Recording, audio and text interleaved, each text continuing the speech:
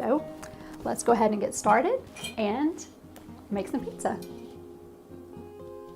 So the night before you want to make your pizza, you will go ahead and start making your dough. So add the water and the sourdough starter to a bowl and stir it up to distribute the starter evenly. Add your salt, and then I use 50 grams of whole wheat flour and 450 grams of all-purpose flour, but you can use all-purpose flour if you want to. You'll add some olive oil and then go ahead and thoroughly mix that using your hands to get everything nice and incorporated, and then go ahead and cover it up and let it sit on your counter overnight. So when you wake up in the morning, you'll want to go ahead and perform one set of stretch and folds. So to do this, you just wet your hand and then pick up the dough from underneath on one side and pull it up and stretch it over itself until you have turned that bowl full circle. So this is usually about 4 to 5 of these. Once you're done, just go ahead and cover that up again and stick it in the fridge until you're ready to bake. So about an hour before you want to bake, I would take the dough out of the fridge and let it sit on the counter to start to come to room temperature, and then divide the dough depending on how many pizzas that you want. At this time, we're going to go ahead and shape each portion into rounds, so tight balls.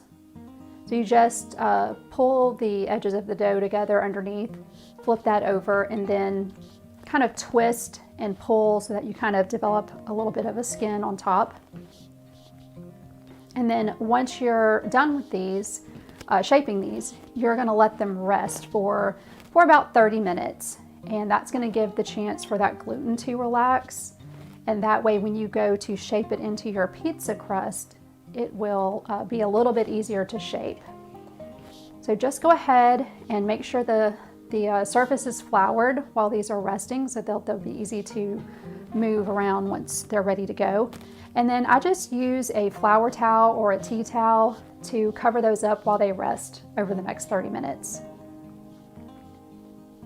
So when you're ready to go ahead and bake this pizza, you will take your cast iron skillet and you will start heating it up on your stove over medium heat.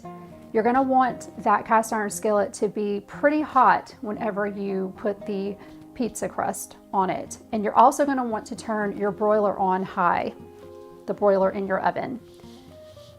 So take that pizza dough and you're gonna shape it into a pizza crust.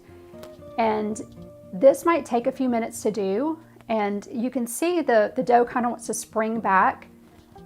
And if that happens to you, I would let the dough rest just a little bit longer, and you can keep coming back and stretching it out, but it's just that gluten tightening up, so it just needs to be able to relax. And this is a quarter of the dough, so this is gonna make about an 8-inch pizza. And just use a little bit of flour to keep it from sticking to your hands. I'm kind of using the weight of the dough to let itself stretch out that way. But if you have any tips on stretching out pizza dough that you can leave in the comment section below, I'm sure other people would appreciate it. But this just takes a little patience and a little practice. Lift that crust up and just gently lay it into that smoking hot pan. Now this is going to start cooking that pizza crust right away. So you're going to want to have your toppings ready to put on the pizza. And just choose whatever you like. We like chicken and pepperoni and fresh mozzarella and fresh basil on our pizza. But pizza is whatever you make it. So use whatever you like. Now you see the bottom of that crust, how nice and charred looking that is. That's what we're looking for. Go ahead and carefully with some gloves transfer this hot cast iron skillet underneath that broiler. And keep an eye on it because it's only going to take about 2 to 4 minutes. It doesn't take very long.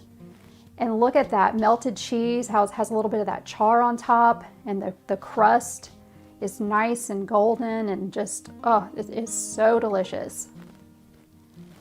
Use a spatula to transfer the pizza from the cast iron skillet to either a cutting board or a piece of parchment paper where you can cut it.